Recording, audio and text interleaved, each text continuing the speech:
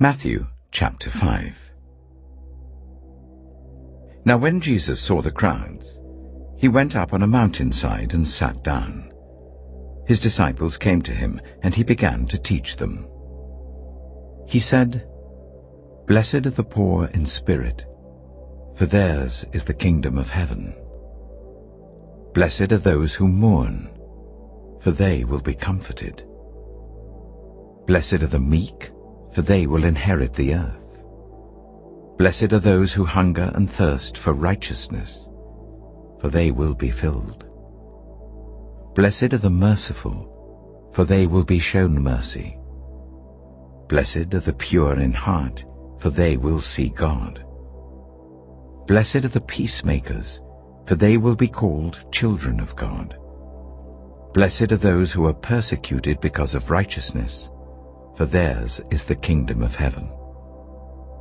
Blessed are you when people insult you, persecute you, and falsely say all kinds of evil against you because of me. Rejoice and be glad, because great is your reward in heaven, for in the same way they persecuted the prophets who were before you. You are the salt of the earth. But if the salt loses its saltiness, how can it be made salty again? It is no longer good for anything except to be thrown out and trampled underfoot. You are the light of the world. A town built on a hill cannot be hidden.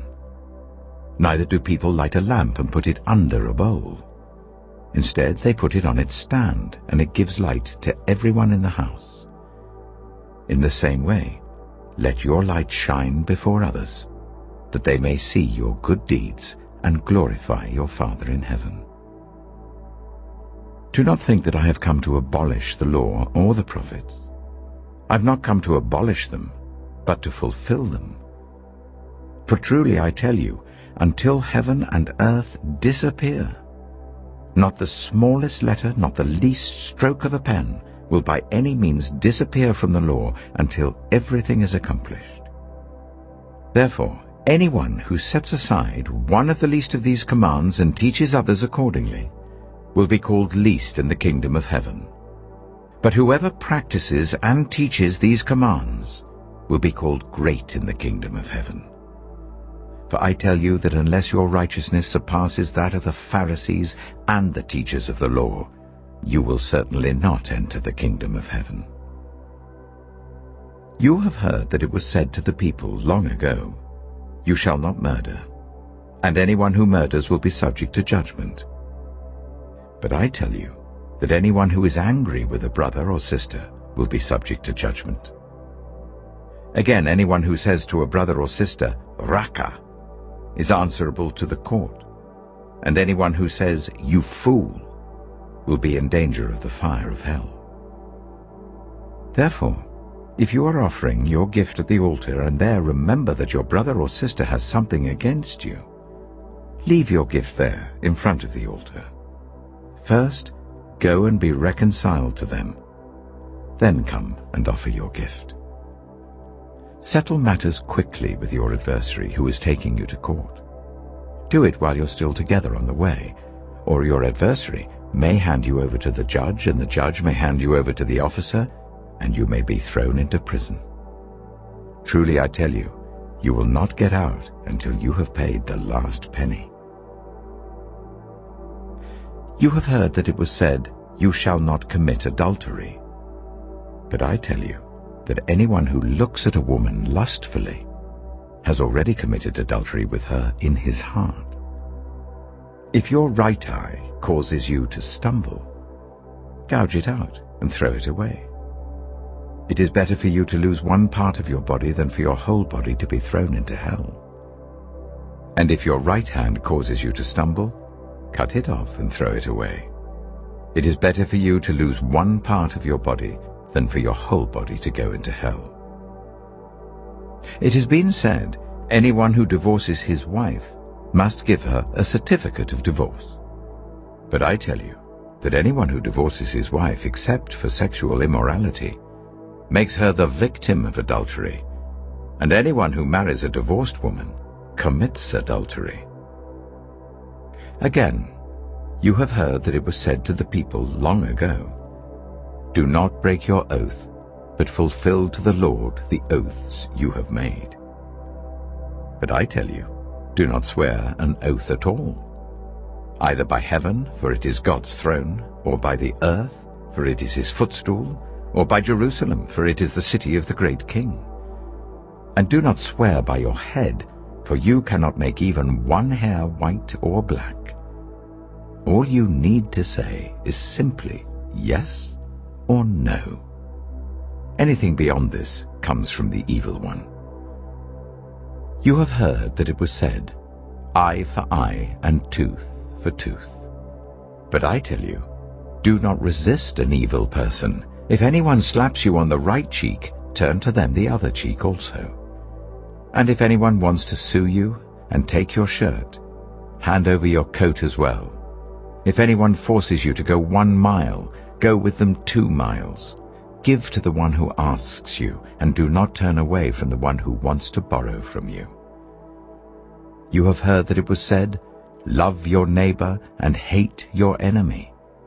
But I tell you, love your enemies and pray for those who persecute you, that you may be children of your Father in heaven.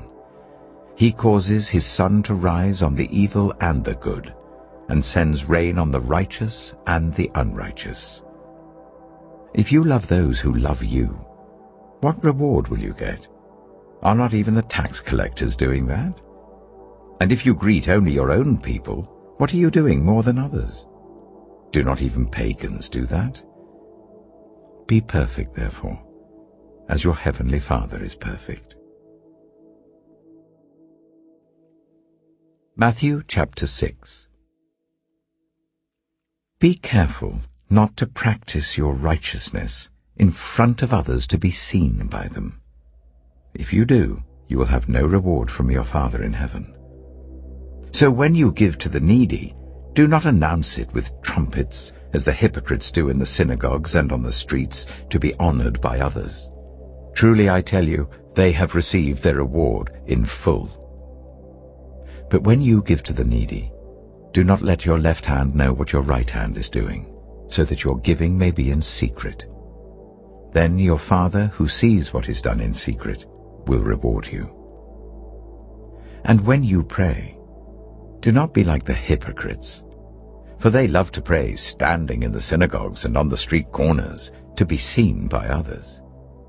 Truly I tell you, they have received their reward in full. But when you pray, go into your room, close the door, and pray to your Father who is unseen. Then your Father who sees what is done in secret will reward you.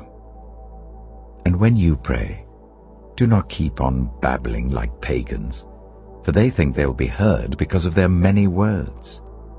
Do not be like them, for your Father knows what you need before you ask him.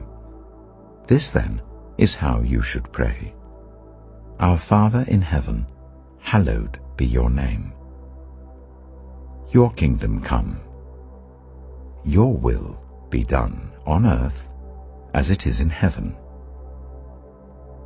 Give us today our daily bread. And forgive us our debts, as we also have forgiven our debtors. And lead us not into temptation, but deliver us from the evil one. For if you forgive other people when they sin against you, your heavenly Father will also forgive you. But if you do not forgive others their sins, your Father will not forgive your sins. When you fast, do not look somber as the hypocrites do, for they disfigure their faces to show others they are fasting. Truly I tell you, they have received their reward in full. But when you fast, put oil on your head and wash your face, so that it will not be obvious to others that you're fasting, but only to your Father who is unseen. And your Father who sees what is done in secret will reward you. Do not store up for yourselves treasures on earth, where moths and vermin destroy, and where thieves break in and steal. But store up for yourselves treasures in heaven, where moths and vermin do not destroy, where thieves do not break in and steal. For where your treasure is, there your heart will be also. The eye is the lamp of the body. If your eyes are healthy, your whole body will be full of light. But if your eyes are unhealthy, your whole body will be full of darkness. If then the light within you is darkness, how great is that darkness? No one can serve two masters. Either you will hate the one and love the other, or you will be devoted to the one and despise the other. You cannot serve both God and money. Therefore, I tell you, do not worry about your life, what you will eat or drink, or about your body, what you will wear. Is not life more than food, and the body more than clothes? Look at the birds of the air. They do not sow or reap or store away in barns, and yet your heavenly Father feeds them. Are you not much more valuable than they? Can any one of you, by worrying, add a single hour to your life? And why do you worry about clothes? See how the flowers of the field grow. They do not labor or spin. Yet I tell you that not even Solomon, in all his splendor, was dressed like one of these. And if that is how God clothes the grass of the field, which is here today and tomorrow is thrown into the fire, will he not much more clothe you, you of little faith?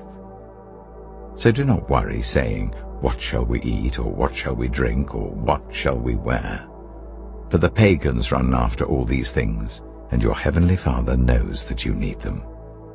But seek first his kingdom and his righteousness, and all these things will be given to you as well. Therefore do not worry about tomorrow, for tomorrow will worry about itself. Each day has enough trouble of its own. Matthew chapter 7.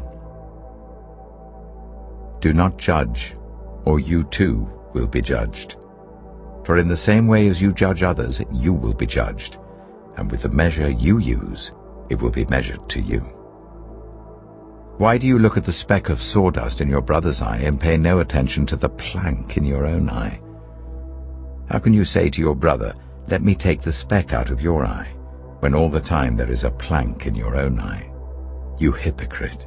First take the plank out of your own eye, and then you will see clearly to remove the speck from your brother's eye. Do not give dogs what is sacred. Do not throw your pearls to pigs. If you do, they may trample them under their feet and turn and tear you to pieces.